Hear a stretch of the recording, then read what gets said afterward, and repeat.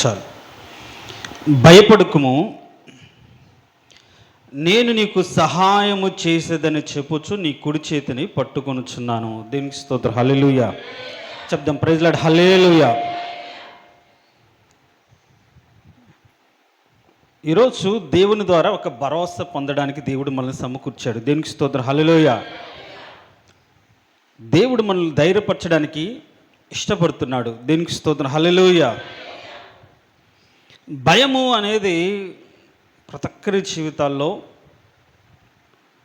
ఏదో ఒక దశలో ఉంటూనే ఉంటుంది. దానికి వయసుతో నిమిత్తం లేదు. పుట్టిన బిడ్డ మొదలుకొని చనిపోయే చివరి క్షణం వరకు కూడా భయపడుతూనే బ్రతుకుతుంటారు. ఏదో ఒక విధమైన భయం మనల్ని ఆవరిస్తూ ఉంటుంది. నేను ఒక స్టోరీ చదివా ఒక చోట. ఒక ఎలుక పిల్లి తరుముతూ ఉంటే పరిగెత్తుకుంటూ వెళ్ళి ఒక స్వామి దగ్గరికి వెళ్ళి, అయ్యా, ప్రాణభయంతో నేను అల్లాడిపోతున్నాను, పిల్లి నన్ను చంపాలనుకుంటుంది, కాబట్టి నన్ను పిల్లిగా చెయ్యి అని కోరిందంట. పాపం ఆ ముని లేకుంటే ఆ స్వామి ఆ ఎలుకను పిల్లిగా చేశాడు. 4 రోజులు బాగానే ఉంది. మళ్ళీ 4 రోజులు పరిగెత్తుకుంటూ వచ్చింది. ఏంటి ఇలా వచ్చావంటే, కుక్కలు నన్ను తరుముతున్నాయి కాబట్టి నన్ను కుక్కగా చెయ్యి అని అడిగింది. మళ్ళా 4 రోజులు అయిన తర్వాత ఆ కుక్క అటు ఇటు తిరుగుతూ ఊర్లో పక్కన ఉన్నటువంటి అడవిలోకి వెళ్ళగానే ఒక పులిని తరిమిందంట. మళ్ళీ పరిగెత్తుకుంటూ వచ్చి, పులి కంటే గొప్ప వాళ్ళు ఎవరు లేరు కాబట్టి నేను పులినైతే నాకు భయం ఉండదు అనుకొని నన్ను పులిగా చేయమన్నదంట. సరే అని పులిగా చేశాడు. అడవిలో విచ్చలవిడికి తిరుగుతూ ఉంటే పులిని వేటాడేటికి వచ్చినటువంటి వేటగాళ్ళు పెద్ద పెద్ద బాంబులు పెట్టి తుపాకులతో కాలుస్తూ ఉంటే భయపడి మళ్ళీ పరిగెత్తుకుంటూ వచ్చిందంట. పాపం ఆ పులిని చూసి ఆ స్వామీజీ పారిపోయాడు. అంటే భయం అనేది ఏ స్థితిలోనైనా, ఏ రూపంలో అయినా, ఎక్కడ ఉన్నా సరే భయం అనేది ఉంటూనే ఉంటుంది. అది చిన్న వయసులో కావచ్చు, పెద్ద వయసులో కావచ్చు, యుక్త వయసులో కావచ్చు, వృద్ధాపంలో కావచ్చు, వారు ఎదుర్కొంటున్న ప్రతి పరిస్థితిలో ఏదో రకంగా భయం అనేది వాళ్ళ బ్రతుకుల్లో ఉంటుంది. భయపడుతూనే ఉంటారు. చదువుకున్న పిల్లలకు చదువును కూర్చుని భయం ఉంటుంది. ఎలా చదువుకోవాలి, ఎలా జ్ఞాపకం పెట్టుకోవాలి, ఎగ్జామ్స్ ఎలా రాయాలి, ఒకవేళ ఎగ్జామ్స్ రాసి మంచిగా పాస్ అయ్యి ఏదైనా డిగ్రీ వస్తే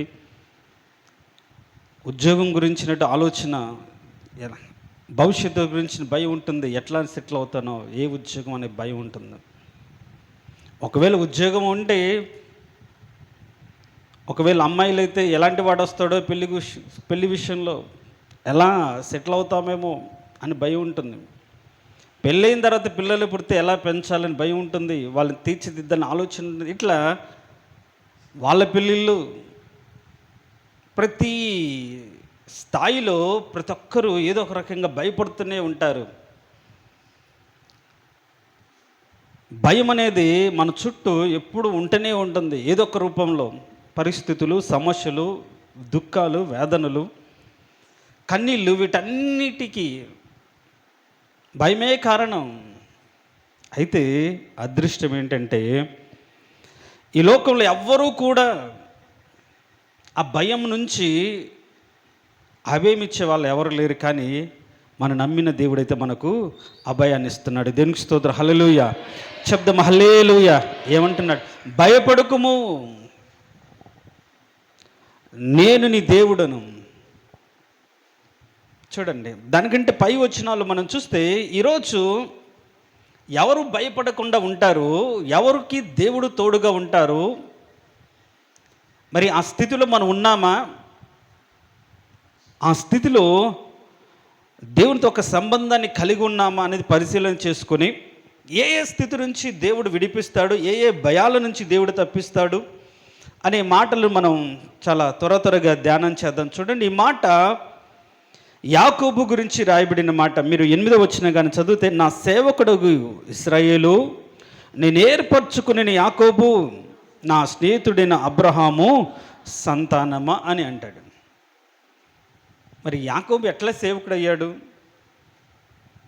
నా సేవకుడు యాకోబు అని అంటున్నాడు కదా. మనం యోబుని గురించి చూసినప్పుడు కూడా నా సేవకుడని యోబును చూసితావని సాతానుతో దేవుడు అన్న సందర్భం గుర్తుంది. ఇప్పుడు యాకోబుని గురించి కూడా నా సేవకుడని యాకోబు అంటున్నాడు. మరి ఎక్కడ సేవ చేశాడు? ఏ ప్రదేశంలో సేవ చేశాడు? ఎందుకని యాకోబును నా సేవకుడు అంటున్నాడు అనేది మనం కానీ కాస్త ఆలోచన చేస్తే, భయపడి పారిపోతున్నప్పుడు దేవుడు దర్శించిన స్థలాన్ని దేవుని మందిరముగా తను గుర్తించాడు. దేవునికి స్తోత్రం, హల్లెలూయా. ఆ స్థలం దేవుని మందిరం అవుతుందని ఒక నిబంధన చేసుకున్నాడు. వెళ్ళిపోయాడు, ఒక 20 సంవత్సరాలు మర్చిపోయాడు. కానీ దేవుని కృపను బట్టి తిరిగి వస్తున్నప్పుడు, వచ్చిన తర్వాత ఆయన అంటాడు, నేను త్రోవలో ఉన్నప్పుడు, బాధలో ఉన్నప్పుడు, సమస్యలో ఉన్నప్పుడు, ఇరుకులో ఉన్నప్పుడు నన్ను దర్శించి నన్ను విడిపించిన దేవుని సన్నిధికి మనం వెళ్తామని తన కుటుంబాన్ని దేవుని సన్నిధికి నడిపించినటువంటి వ్యక్తి యాకోబు. దేవునికి స్తోత్రం, హల్లెలూయా. ఒక మాట చూద్దాం, చూడండి.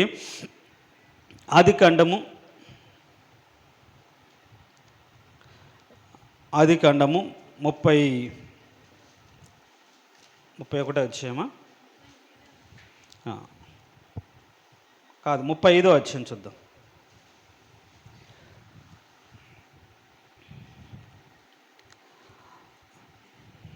నీకు కనబడిన దేవునికి అక్కడ బలిపీఠం కట్టమని చెప్పగా, యాకోబు తన ఇంటి వారితోనూ తన యొద్ద ఉన్న వారందరితో మీ యొద్దనున్న అన్య దేవతలను పరివేసి మిమ్మల్ని మీరు శుచిపరుచుకొని మీ వస్త్రములు మార్చుకుని మనము లేచి బేతేలునకు వెళ్ళుదము. నా శ్రమ దినమున నాకు ఉత్తరమిచ్చి నేను వెళ్ళిన మార్గమున నాకు తోడయుండిన దేవునికి బలిపీఠం అక్కడ కట్టేదనని చెప్పిన. దేవునికి స్తోత్రం, హల్లెలూయా.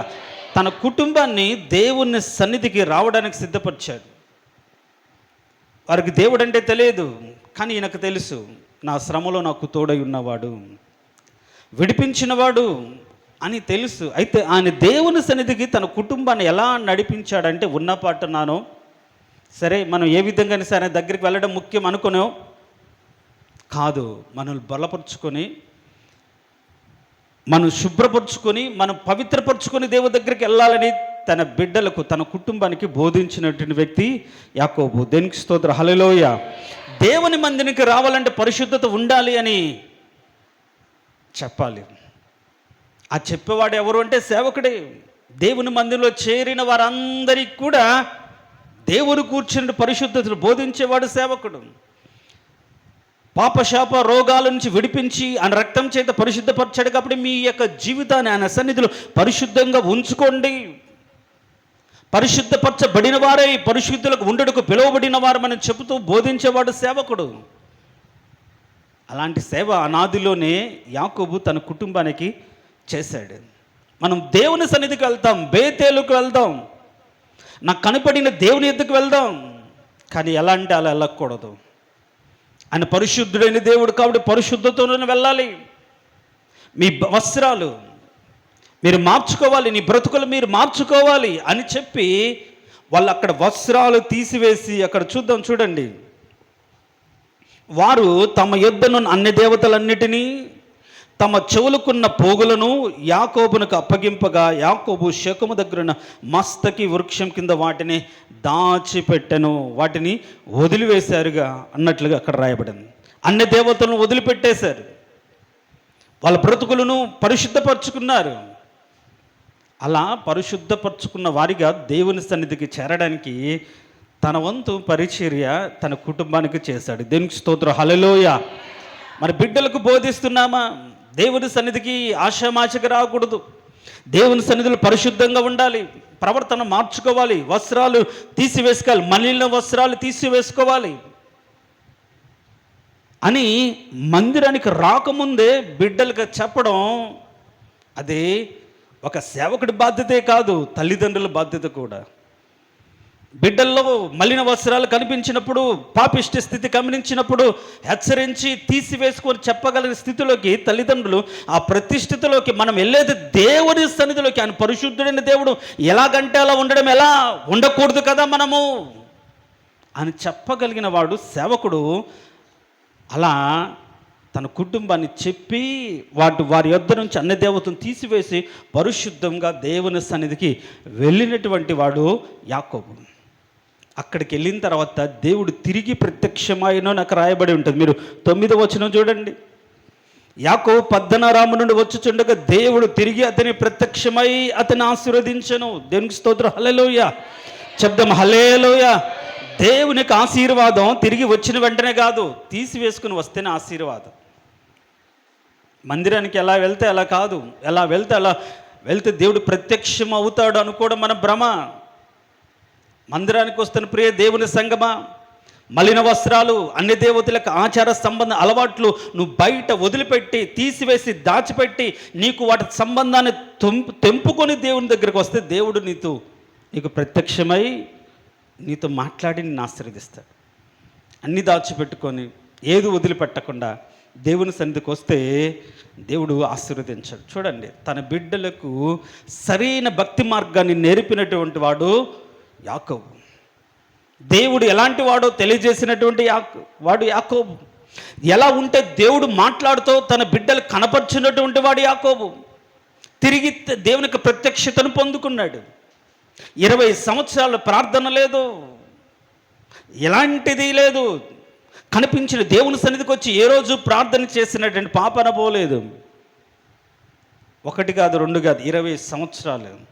కానీ ఒకరోజు మాత్రం ప్రార్థన చేశాడు, కాళ్ళు పట్టుకున్నాడు, వదిలిపెట్టలేదు, అని ఆశీర్వదించబడ్డాడు. కానీ ఆ ఆశీర్వాదం మందిరానికి వచ్చిన తర్వాత దేవుడు దాన్ని అమలు చేశాడు. దేవునికి స్తోత్రం, హల్లెలూయా.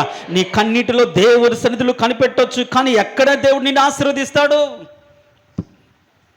నువ్వు దేవుని సన్నిధికి, బేతేలు అని దేవుని సన్నిధికి వచ్చినప్పుడు సియోనులో నుంచి ఆయన నిన్ను ఆశీర్వదిస్తాడు. అట్లా నిజమైన ఆశీర్వాదం పొందుకున్నటువంటి యాకోబు. అందుకని నా సేవకుడైనటువంటి యాకోబు అని యాకోబు గురించి దేవుడు ఆ ప్రస్తావన తీసుకొస్తాడు. అంత మాత్రం కాకుండా దేవుడు ఏర్పరచుకున్నాడు. తల్లి గర్భములోనే అని అంటాడు, పుట్టి మంచి చెడ్డలు ఎరక్కముందే పెద్దవాడు చిన్నవాడికి దాసుడు అవుతాడని చెప్పేశాడు. నేను యాకోబుని ప్రేమించితిని, ఏశావుని ద్వేషించితని వాళ్ళు పుట్టి ఎట్లా చెప్పావయ్యా వాడు మంచివాడు కాదని ఆయనకు తెలుసు. పుట్టారా, బ్రతికారా, ఎవరెవరు మోసం చేశారు, ఎవరికెవరు అన్యాయం చేశారు, ఎవరు సమస్తాన్ని కోల్పోయారు, ఎవరిని శాపం పొందుకున్నారు. కానీ ఎట్లా యాకోబును ప్రేమించావు, ఏశావుని ఎందుకు ద్వేషించావు? పుట్టకముందే యాకోబు పుట్ల ఒక ఏర్పాటు ఉంది. ఒక మాట చెప్పనివ్వండి, మన ఆశీర్వాదం దేవునికి ఏర్పాటులోనే ఉంటుంది. దేవునికి స్తోత్రం, హల్లెలూయా.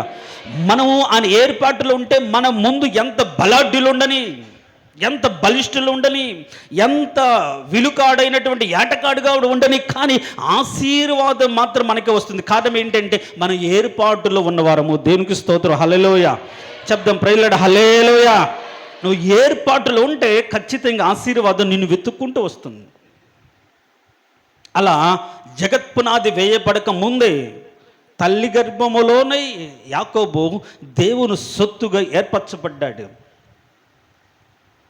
తన బ్రతుకులో తల్లిదండ్రులు మోసం చేసి, అన్నను మోసం చేసి హారానికి వెళ్ళిపోయి అక్కడ బ్రతికిన తర్వాత ఒక్కసారి దేవుని కాళ్ళు పట్టుకొని ఆయన ఆశీర్వాదం పొందిన తర్వాత ఎక్కడ కూడా తన బ్రతుకులో తిరిగి ఆ పాపం రాలేదు. కానీ ఏశావును మనం చూస్తే ఆ శాపాన్ని బట్టి వచ్చినటువంటి ఆ ప్రతిఫలాన్ని బట్టి దేవుని ద్వేషిస్తూ ఉన్నాడు. తన తమ్ముడిని ద్వేషిస్తూ పగ పెంచుకొని తన బ్రతుకు దేవునికి దూరం చేసుకున్నాడు. ఈయనకు తెలుసు యాకోబు దేవుని ఎరిగిన తర్వాత ఎప్పటికీ కూడా లోకంలోకి వెళ్ళాడు. కానీ ఏశావు అలా కాదు. దేవుని మీద కోపంతో, ఆశీర్వదించలేదనే కోపంతో, శాపంతో, తల్లిదండ్రులకు ఇష్టంగా బ్రతకలేదు, నచ్చని వాటినే చేశాడు. ఓహో, మా తమ్ముని అక్కడ పంపించాడా, సొంత జనంగా పెళ్లి చేసుకోమన్నాడా? నేనెందుకు అన్యులను చేసుకోకూడదని కోరి అన్యులను పెళ్లి చేసుకొని తన తల్లిదండ్రులకు చాలా వేదన, దుఃఖానికి కారణమయ్యాడు ఏశావు. చూడండి, అలా జగత్పునాది వేయబడక మునిపే, తల్లి గర్భంలో పిండముకు రూపించక మునిపే దేవుడు యాకోబుని ఏర్పరచుకొని పిలిచాడు. అంత మాత్రమే కాకుండా వాగ్దాన సంబంధమైన సంతతిగా దేవుడు యాకోబును మార్చాడు. దేవునికి స్తోత్రం, హల్లెలూయా. అందుకని అక్కడ అంటాడు, నా స్నేహితుడైన అబ్రహాము సంతానమా. నేను అంటాను, వాటి గురించి ఎక్కువ వివరించను, కానీ ఈ యొక్క ఆత్మీయంగా కానీ మనం కానీ గమనించగలిగితే, మనము కూడా జగత్ పునాది వేయబడక ముందే క్రీస్తులు ఏర్పరచబడిన వారమే కదా. దేవునికి స్తోత్రం, హల్లెలూయా. అంత మాత్రమే కాదు, అబ్రహాము సంతానముగా, ఇస్సాకు వలనైన నీ సంతానంని, ఆ యొక్క వాగ్దాన సంబంధమైన సంతానముగా, అబ్రహాము యొక్క విశ్వాసాన్ని అనుసరిస్తున్న వారుగా గలతీయులకు రాసిన పత్రిక అంతా చదివితే మనం ఏ విధంగా విశ్వాస సంబంధంనై ఆ అబ్రహాం యొక్క సంతానము వాగ్దాన ఫలం అక్కడ రాయబడి ఉంటుంది. ఆ వాగ్దానాన్ని మనము తండ్రిగా ఎంచి, విశ్వాసానికి తండ్రిగా ఎంచి, ఆ వాగ్దాన ఫలములో ఉన్నటువంటి వారసత్వాన్ని పొందుకున్న వారిగా అబ్రహాం సంతానంగా పిలువబడుతున్నాము. కాబట్టి మనము కూడా ఏర్పరచబడిన వంశము. అంత మాత్రం కాకుండా ఆయన ఏర్పాటులో నిత్య జ్ఞాపకములు ఉన్నటువంటి, నిత్య నిబంధనలు ఉన్నటువంటి జనాంగము. అబ్రహాముతో నిత్య నిబంధన చేశాడు. ఆ నిబంధనను ప్రభు యేసు క్రీస్తు ద్వారా మన ఎడల జరిగించినట్లుగా ఆ నిబంధనలు ఉన్న మనము, అలాంటి మనతో దేవుడు ఏమంటున్నాడంటే, నీవు భయపడకు అంటున్నాడు. దేవునికి స్తోత్రం, హల్లెలూయా. చెప్దాం, ప్రియులారా, హల్లెలూయా. కారణం ఏంటి? నేను నీకు తోడై ఉన్నాను అంటే ఎవరికి దేవుడు తోడుగా ఉంటాడంటే, ఎవరినైతే దేవుడు ఏర్పరచుకుంటాడో వారికి దేవుడు తోడుగా ఉన్నాడు. దేనికి స్తోత్రం, హల్లెలూయా. మీరు కానీ ఇక్కడ ఒక మాట అంటాడు, ఒక మాట చూడండి. ఆదికాండం యాకోబు అన్న మాట 31వ అధ్యాయం అనుకుంటాను,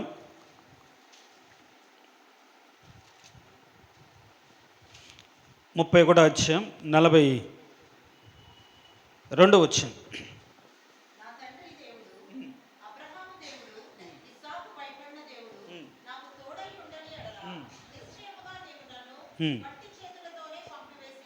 చాలా చూడండి, తన బ్రతుకులో తన ధైర్యం, ఎన్నోసార్లు మోసగించబడ్డాడు. అదంతగాని మనం చదివితే యాకోబు యొక్క జీవితం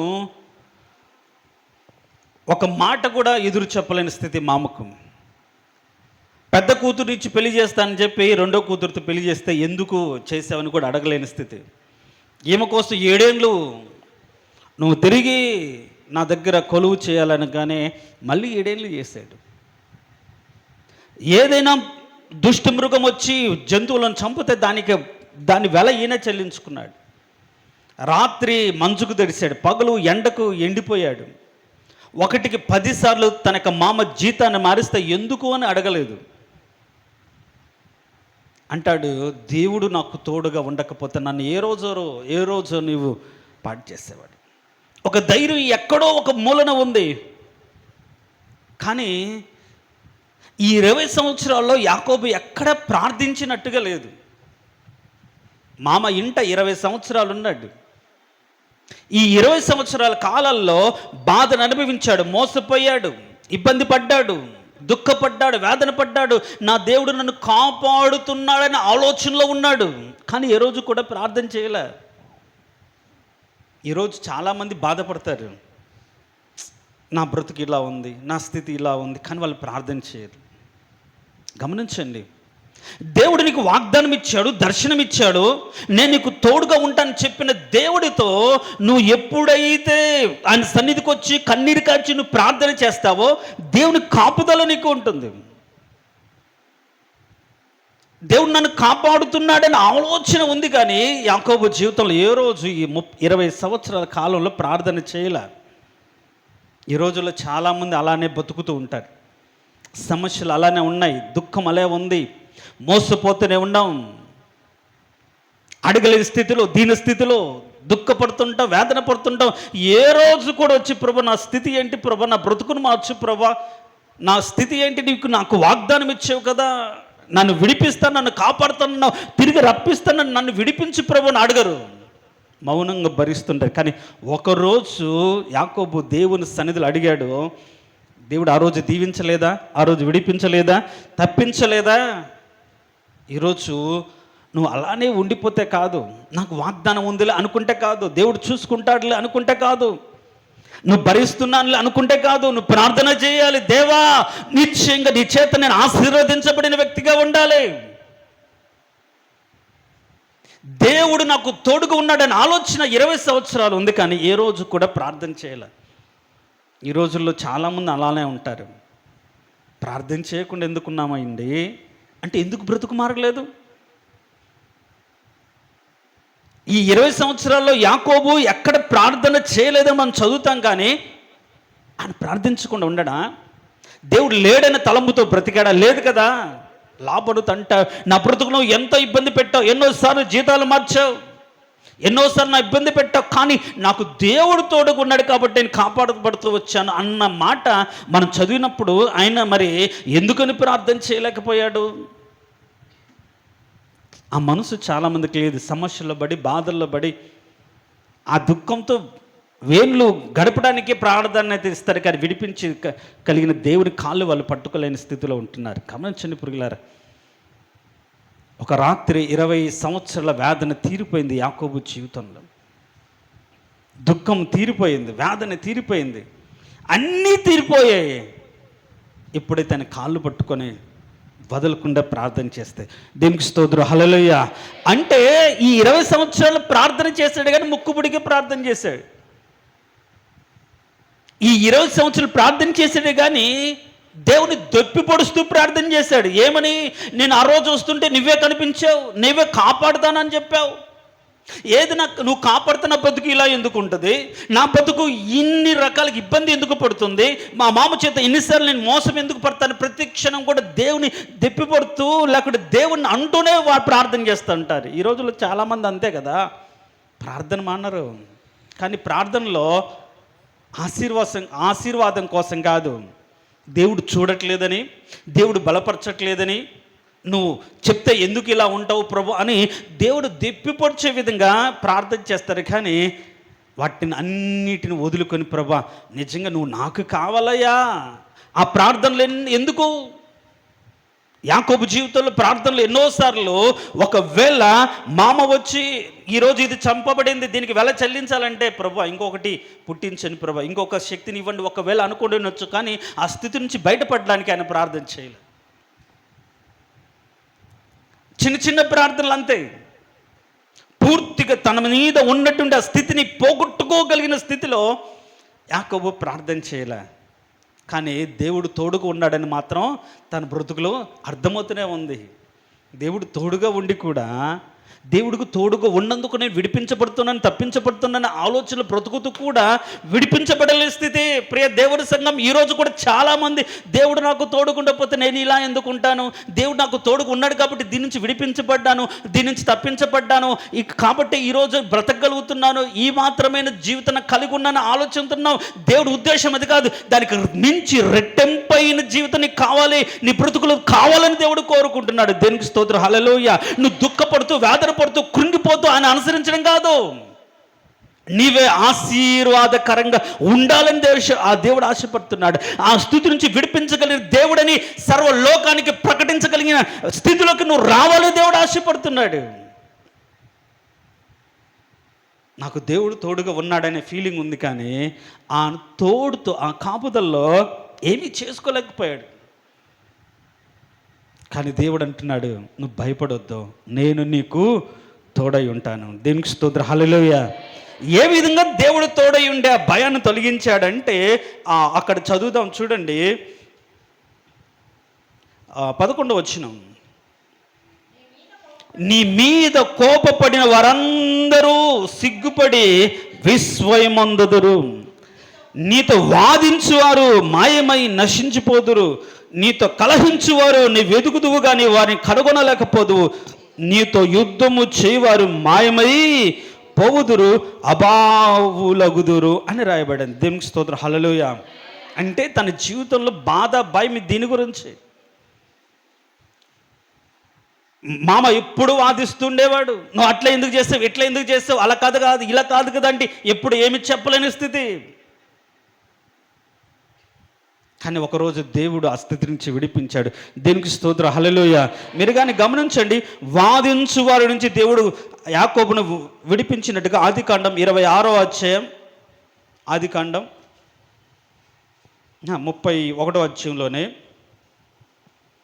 ఆదికాండం 31, 36 చూడండి.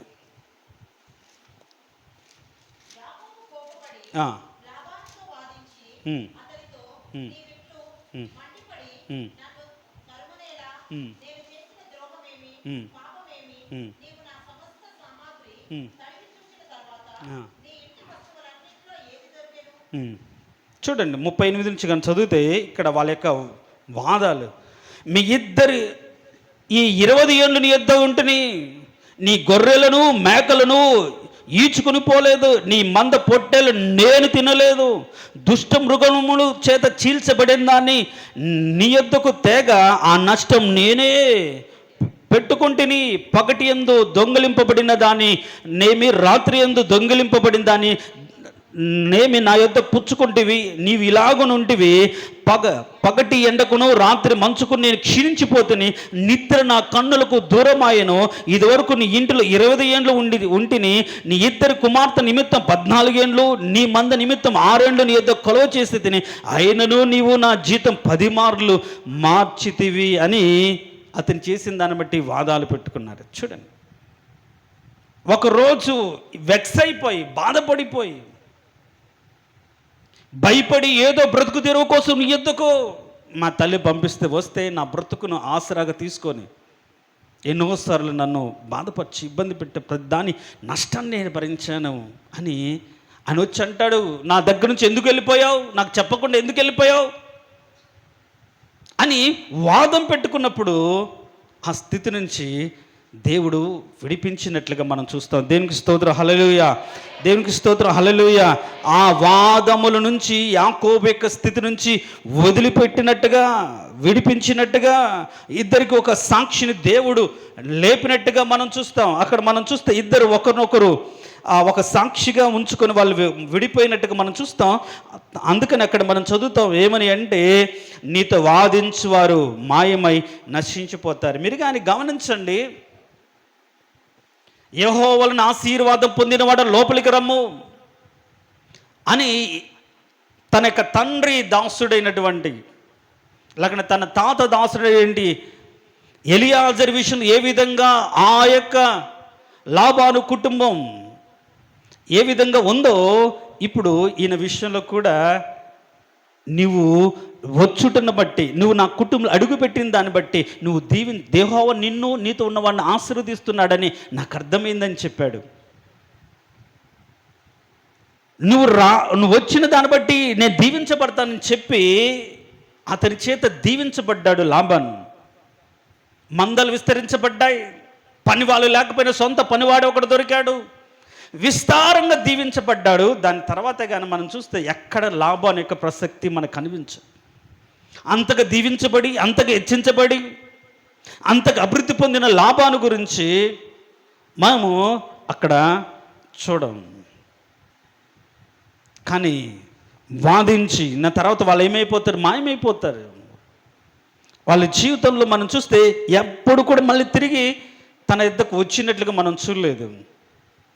కాబట్టి మన జీవితంలో కూడా ఒకవేళ మనల్ని ప్రతిదానికి లేచిన చోట, కూర్చున్న చోట, మన స్థితిని బట్టి వాదించేవాళ్ళు, అడిగేవాళ్ళు, ప్రశ్నించేవాళ్ళు, ప్రతిదానికి నిష్ఠూర పెట్టేవాళ్ళు, మనకు దీన స్థితిని బట్టి, అడగలేని స్థితిని బట్టి, దేవుని కృపను బట్టి అడగడం ఎందుకులే భరిద్దామనే తగ్గింపు స్వభావాన్ని చేతగాని స్థానంగా అనుకొని అనుక్షణం వాదిస్తూ, అనుక్షణం దెప్పిపడుస్తూ, బాధపడుతూ, దుఃఖపడుతూ ఉంటే ఈరోజు నువ్వు భయపడాల్సిన అవసరం లేదు. కారణం ఏంటంటే వాళ్ళు మాయమైపోతారు. దేవునికి స్తోత్రం, హల్లెలూయా. చెప్దాం, ప్రైజ్ లార్డ్, హల్లెలూయా. నీతో వాదించు వారందరూ, అది ఏ విషయమైనా సరే, వాళ్ళు ఏమైపోతారు, నీతో వాదించు వారు మాయమై నశించిపోతారు. తర్వాత నీ మీద కోపపడు వారందరూ సిగ్గుపడి విస్మయము పొందుతారు. చూడండి, కోపం బైబిల్లో పగను బట్టి కోపం వస్తుందని చెప్పి, కోపాన్ని బట్టి హత్య చేయడం కానీ ఇంకోటి జరుగుతుంది. పగ కలహం రేపును అని బైబిల్లో ఉంటుంది. మూర్ఖుడు కలహం పుట్టిస్తాడని బైబిల్లో రేపు ఉంది. కోపోద్రికి వాడు కలహాన్ని రేపుతాడని బైబిల్లో ఉంది. సో ఈ కోపాన్ని బట్టి కలహము వారి మధ్య కలిగింది. ఇప్పుడు అన్నదమ్ముల మధ్య కోపం కారణం ఏంటి? దీవించబడ్డాడనే కదా కోపం అక్కడ రాయబడి ఉంటుంది. ఒక మాట చూడండి, పగపట్టినట్టుగా మనం చూస్తాం. ఏశావు తన అన్న మీద పగబట్టినట్టుగా 27వ అధ్యాయం 41వ వచనం. తన తండ్రి యాకోబుకి ఇచ్చిన దీవెన నిమిత్తం ఏశావు అతని మీద పగబట్టెను. తర్వాత ఆ పగను బట్టి 43వ వచనంలో ఏముంటుంది చూడండి, కాబట్టి నా కుమారుడా, నీవు నా మాట విని లేచి హారోనులను నా సహోదరుని లాబాను యొద్దకు పారిపోయి నీ అన్న కోపము చల్లారు వరకు, నీ అన్న కోపం నీ మీద నుంచి తొలగి నీవు అతనికి చేసిన వాటిని అతడు మరుచు వరకు లాబాను యొద్ద కొన్నాళ్ళు ఉండుము అని చెప్పింది. ఇప్పుడు అన్న కోపంతో ఉన్నాడు. నేను పొందవలసిన దీవెన పొందుకున్నాడు, నాకు రావాల్సిన దీవెన తీసుకున్నాడు అని కోపంతో పగను పెంచుకొని చంపాలని ప్రయత్నిస్తున్నప్పుడు పారిపోయాడు. అయితే అని అంటాడు, మనం చదివిన వచనంలో ఏమని చదివాం? నీ మీద కోపపడు వారందరూ సిగ్గుపడి విస్మయము పొందుతారు. కారణం ఏంటంటే నేను నీకు తోడైన. భయపడకము. ఒకవేళ లాబాను చెర నుంచి తను బయటపడ్డా, అన్న వస్తున్నాడనే మాట తనలో భయాన్ని రేకెత్తించింది. కారణం ఏంటి? 20 సంవత్సరాల క్రితం పగపెట్టుకొని ఇప్పుడు తరుముతూ వస్తున్నాడు, చంపడానికే వస్తున్నాడు అని తన దగ్గరున్న వాటి 2 గుంపులుగా చేసి, ఒక గుంపు చచ్చినా ఒక గుంపును ఏదైనా చేసి ఇంకో గుంపు మిగులుతుందని చెప్పి ఏశావును యేసే యొద్ద కనికరం పొందడానికి అనేకమైన పొట్టేలు విస్తారమైన సంపదను ఇవ్వడానికి సిద్ధపరిచి ఒక్కడి మిగిలిపోయి దేవుని సన్నిధిలో ప్రార్థన చేస్తున్నాడు. ప్రభువా, నిజమైన ఆశీర్వాదాన్ని పొందుకోలేదు. అన్ని ఉంటే ఆశీర్వాదం అనుకున్నాను, కానీ అన్ని ఉండి కూడా భయంతో బతుకుతున్నాను. అన్ని ఉండి కూడా ఎవరో ఏదో చేస్తారని భయం నన్ను వెంటాడుతుంది అని దేవుడి సన్నిధిలో కన్నీరు కార్చి ప్రార్థించినప్పుడు దేవుడు అద్భుతం చేశాడు. దేవునికి స్తోత్రం, హల్లెలూయా. సో నీ మీద కోపపడి వారందరూ సిగ్గుపడి విస్మయం పొందుతారు. ఇప్పుడు కోపంతో ఉన్నాడు, పగతో రగిలిపోయాడు. 20 సంవత్సరాల తర్వాత తిరిగి ఇంటికి వస్తున్నాడు. యాకోబు అని చెప్పగానే కొన్ని వందల మందిని వెంట పెట్టుకుని ఏశావు ఎదురొచ్చాడు. ఒక భయం, గజ వణికిపోతున్న స్థితిలో దేవుని సన్నిధిలో ప్రార్థన చేస్తే దేవుడు అంటున్నాడు, భయపడకము, నిన్ను ఏర్పరచుకున్నాను, నీవు నా యొక్క వాగ్దాన నిబంధనలు ఉండని జనాంగం కాబట్టి నువ్వు భయపడాల్సిన అవసరం లేదు. నేను నీ కుడి చేతిని పట్టుకున్నాను, భయపడాల్సిన అవసరం లేదు. నీ మీద కోపపడు వారు ఎవరైనా సరే వారు విస్మయం ఉంది, సిగ్గుపడిపోతారు. బాధపడాల్సిన అవసరం లేదు, భయపడాల్సిన అవసరం లేదు అని దేవుడు ధైర్యపరిస్తే ఏం జరిగిందో చూడండి. మీరు కానీ 32వ అధ్యాయం ఆదికాండం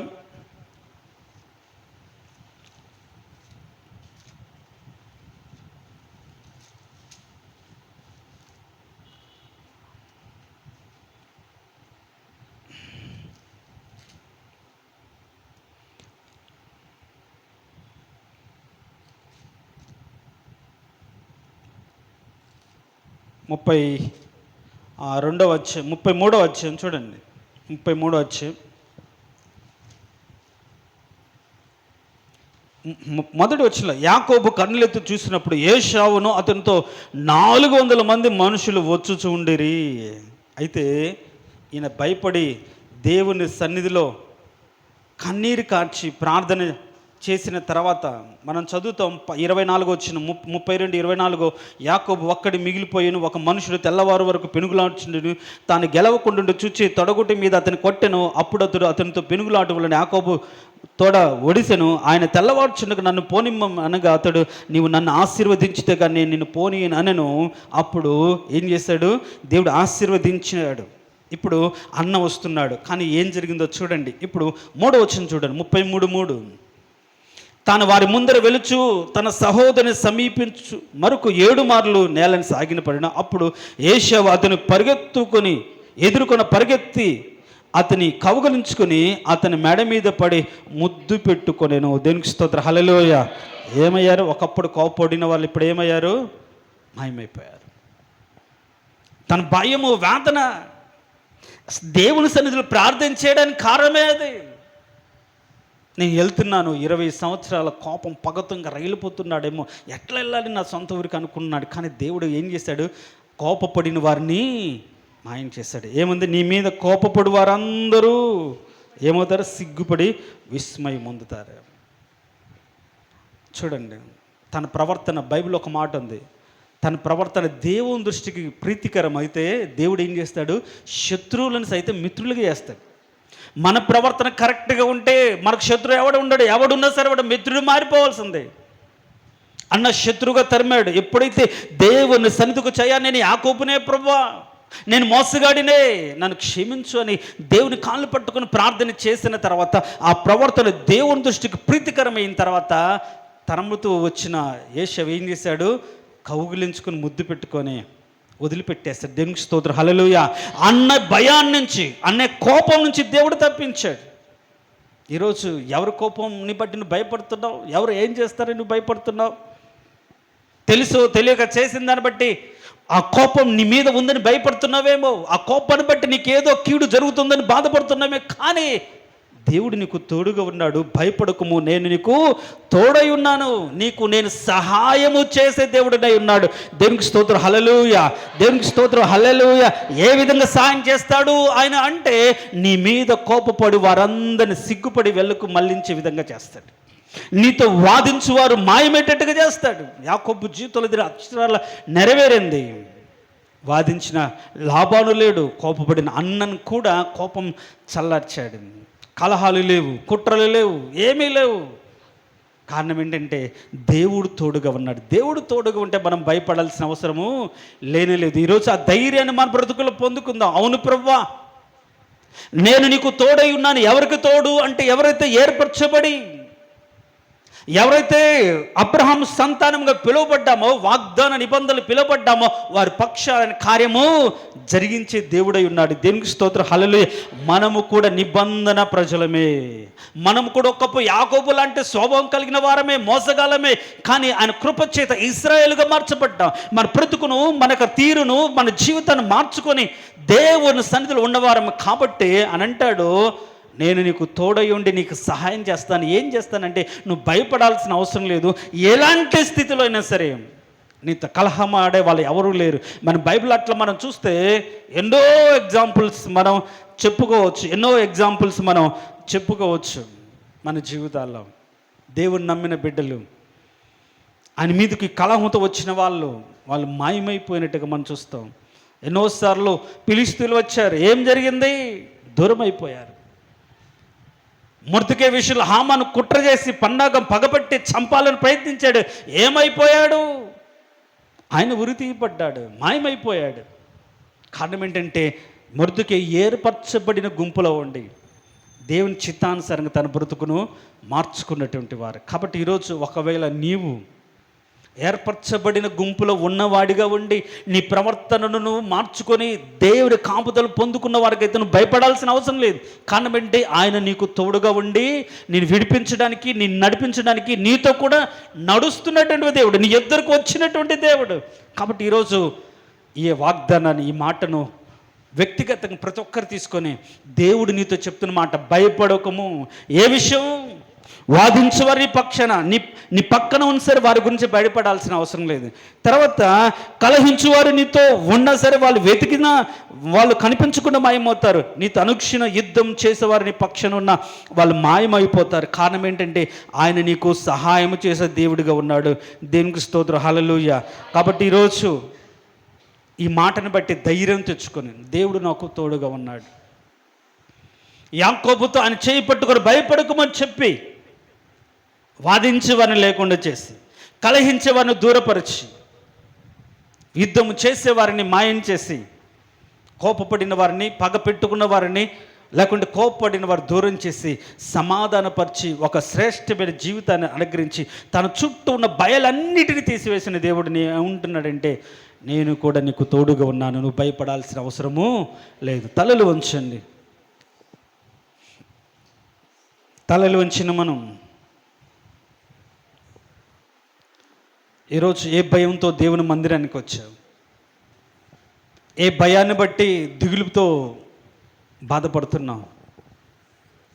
దేవుడు అంటున్నాడు, నువ్వు నా ఏర్పాట్లు ఉన్నవాడివి కదా, నేను ఏర్పరచుకున్న దానివి కదా, నువ్వు ఎందుకు భయపడతావు? ఇదిగో నేను నీకు సహాయం చేస్తున్నాను, నీ కుడి చేతిని పట్టుకున్నాను, నేను నడిపించే దేవుడును, గాఢాంధకారపు లోయను భయపడాల్సిన అవసరం లేదు, నా దుడ్డు కర్ర దండం నీకు తోడుగా ఉంటుంది. అందరూ తలలు వంచి చెప్పే మాటలు జాగ్రత్తగా హృదయంలో అంగీకరించి తీర్మానపూర్వకంగా ప్రార్థన చేయాలి. నీ భయం పోగొట్టే వాక్యం ఇది. ఈ వాగ్దానాన్ని జీవితంలో స్వతంత్రించుకో. ఉద్యోగాల విషయాల్లో, భవిష్యత్తు విషయాల్లో, చదువుల విషయాల్లో, కుటుంబ విషయాల్లో ఏ భయము వేదన ఉంది, దేవుడు నీతో మాట్లాడుతున్నాడు, భయపడకు, నేను నీ చేయి పట్టుకొని నీకు సహాయం చేస్తాను.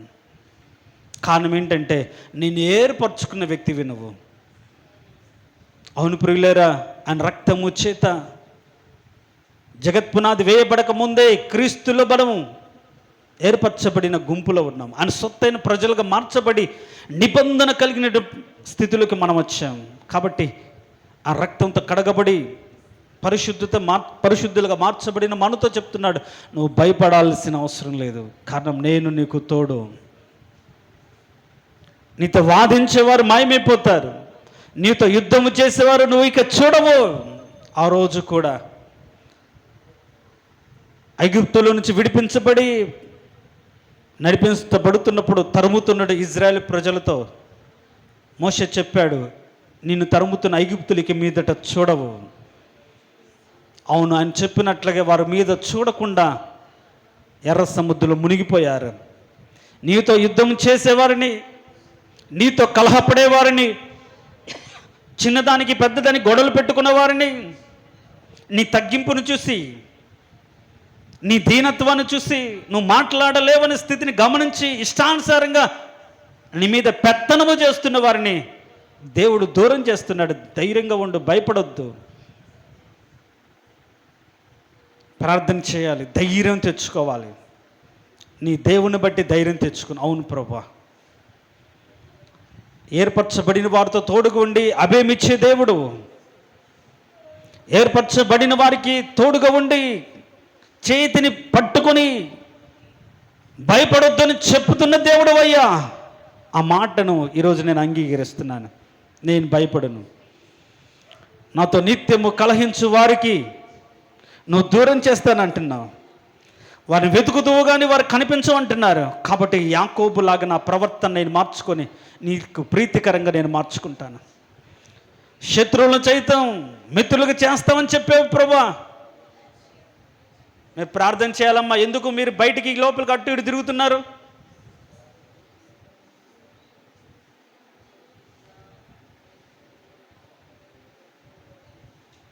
ఇరుగు పొరుగు వారే నిత్యము కోపంతో కలహిస్తూ లేనిపోని కారణాలు పెట్టుకుని బాధిస్తూ బంధిస్తూ వ్యాధిని గురి చేస్తున్నారేమో. దేవుడు అంటున్నాడు, నువ్వు భయపడకము, నువ్వు వెతుకుదువు కానీ వారు కనిపించరు, కారణం నేను నీకు తోడుగా ఉన్నాను. ఈరోజు మనస్ఫూర్తిగా అంగీకరించు, ఈ మాటను అంగీకరించు. అవును ప్రభా, నువ్వు నాకు తోడుగా ఉన్నావు. అవును ప్రభా, నువ్వు నాకు తోడుగా ఉన్నావు తండ్రి, నీకు స్తోత్రమయ్యా. నిన్ను బట్టి నేను ధైర్యపరచబడతాను, నిన్ను బట్టి నేను ఆదరించబడతాను, నిన్ను బట్టి ఈరోజు నాయనా బలము తెచ్చుకుంటాను, ధైర్యం తెచ్చుకుంటాను. కారణం ఏంటంటే నీవు నాకు తోడుగా ఉన్న దేవుడు అయ్యా. నన్ను ధైర్యపరుస్తున్న దేవుడు, నాకు తోడుగా ఉంటానని వాగ్దానం చేసిన దేవుడు. దేవా నీకు స్తోత్రం అని మన కుడి చేతిని పట్టుకుని మనతో చెప్పిన దేవుని సన్నిధిలో మనస్ఫూర్తిగా ప్రార్థన చేద్దాం. నేను ఉపేక్షించక ఏర్పరచుకున్న వాడను అని చెప్తున్నాడు. అని నేను ఉపేక్షించలేదు, వదిలిపెట్టలేదు. దేవుడు నిన్ను ఏర్పరచుకున్నాడు. దిగులు పడకు, ప్రార్థన చేయి. దేవా భయపడకుమని చెప్పావు. ఆ ధైర్యం నాలో పుట్టించేందుకు నీకు స్తోత్రం. నువ్వు తోడుకున్నావనే ధైర్యంతో బ్రతుకున్నట్లుగా నీ కృప చూపించింది. యాకోబు జీవితంలో తనతో కలహించిన వారిని, తనతో వాదించిన వారిని, తన మీద కోపపడిన వారిని మీరు దూరం చేసినట్లుగా అయ్యా నా చుట్టూ ఇలాంటి పరిస్థితులను దూరం చేసి నాకు నెమ్మది కలగచేస్తావని నమ్ముతున్నాను తండ్రి. నీకు స్తోత్రం నాయన, నీకు వందనాలు. ప్రార్థన చేద్దాం, ప్రార్థన చేసుకుందాం.